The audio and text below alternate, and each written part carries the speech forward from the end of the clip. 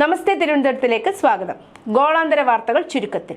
അനധികൃത കുടിയേറ്റക്കാരെ കണ്ടെത്താൻ ഇമിഗ്രേഷൻ എൻഫോഴ്സ്മെന്റ് ഉദ്യോഗസ്ഥർ തൊഴിലിടങ്ങളിൽ നടത്തുന്ന പരിശോധനകൾക്കെതിരെ ലോസ് ആഞ്ചലസിൽ കലാപം. നേരിടാൻ American president Donald Trump National ഗാർഡിനെ നിയോഗിച്ചു. കാലിഫോർണിയ ഗവർണർ ഗാവിൻ ന്യൂസമിന്റെ അധികാരം മറികടന്നാണ് ട്രംപിന്റെ അസാധാരണ നടപടി.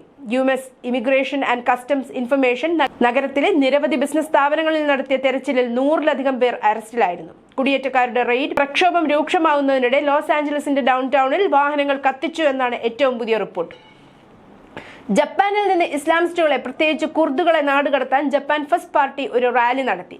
1990-കൾ മുതൽ ജപ്പാനിൽ കുർദിഷ് മുസ്ലിം ജനസംഖ്യ വളരെ കുറവാണ്. എന്നാൽ കഴിഞ്ഞ 5 വർഷത്തിനുള്ളിൽ ജനസംഖ്യ അതിവേഗം വർദ്ധിച്ചു.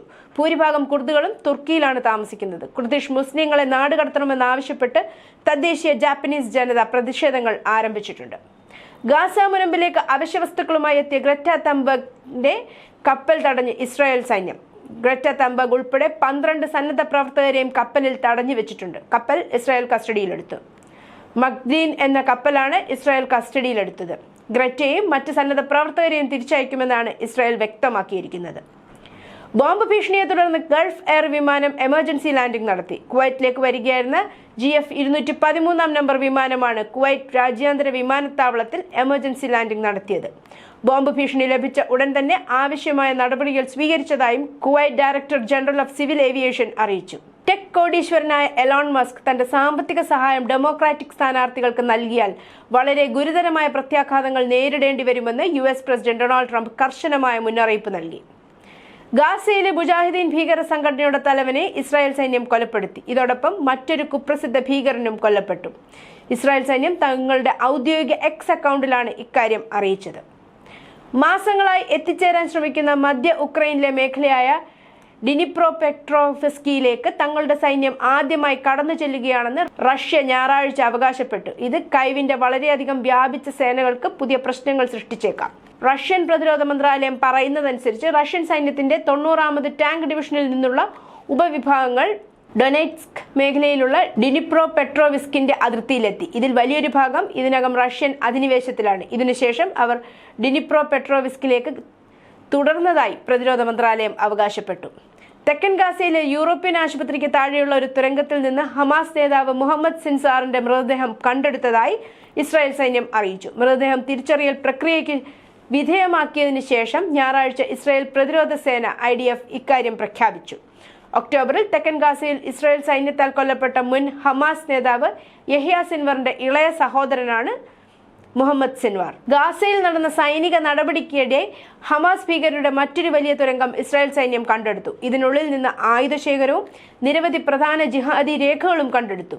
ഗാസയിലെ ഖാൻ യൂനിസ് നഗരത്തിലെ യൂറോപ്യൻ ആശുപത്രിക്ക് കീഴിൽ കണ്ടെത്തിയ ഈ ഭൂഗർഭ തുരങ്കത്തിന്റെ വീഡിയോ ഇസ്രായേൽ പ്രതിരോധ സേന അവരുടെ X അക്കൗണ്ടിൽ പങ്കിട്ടു. ആശുപത്രിക്ക് സമീപം നിർമ്മിച്ച ഒരു തുരങ്കത്തിൽ നിന്നാണ് ഹമാസ് ഭീകരർ കമാൻഡ് ആൻഡ് കൺട്രോൾ റൂം പ്രവർത്തിപ്പിച്ചിരുന്നതെന്നും ഇസ്രായേൽ സൈന്യം വെളിപ്പെടുത്തി. ഈ തുരങ്കത്തിൽ നിന്ന് വലിയൊരു ആയുധശേഖരവും നിരവധി രഹസ്യാന്വേഷണ രേഖകളും കണ്ടെടുത്തിട്ടുണ്ട്. പ്രത്യേകവും ലക്ഷ്യമിട്ടുള്ളതുമായ സൈനിക നടപടിയുടെ ഭാഗമായാണ് ഈ വെളിപ്പെടുത്തൽ നടത്തിയത്. അമേരിക്കയും ചൈനയും തമ്മിലുള്ള വ്യാപാര യുദ്ധം പരിഹരിക്കുന്നതിനുള്ള പുതിയ റൗണ്ട് ചർച്ചകൾ ഇന്ന് ലണ്ടനിൽ നടക്കും. വെള്ളിയാഴ്ച US പ്രസിഡന്റ് ഡൊണാൾഡ് ട്രംപ് ഒരു മുതിർന്ന US പ്രതിനിധി സംഘം ചൈനീസ് പ്രതിനിധികളെ കാണുമെന്ന് പ്രഖ്യാപിച്ചു. വാരാന്ത്യത്തിൽ വൈസ് പ്രധാനമന്ത്രി ഹീ ലൈ ഫങ് ചർച്ചകളിൽ പങ്കെടുക്കുമെന്ന് ബീജിംഗും സ്ഥിരീകരിച്ചു. ഒളിച്ചോടിയ സീബ്ര സെൻട്രൽ ടെന്നസിയിൽ ഒരാഴ്ചയിലേറെ അലഞ്ഞു തിരിഞ്ഞ ശേഷം സുരക്ഷിതമായി തിരിച്ചെത്തി. മെയ് 31-ന് എഡ് എന്നു പേരുള്ള സീബ്ര ക്രിസ്ത്യാനിയിലെ അതിന്റെ ഉടമയിൽ നിന്ന് രക്ഷപ്പെട്ടു. തുടർന്നുള്ള ദിവസങ്ങളിൽ എഡ് ഒരു വൈറലായി മാറിയിരുന്നു.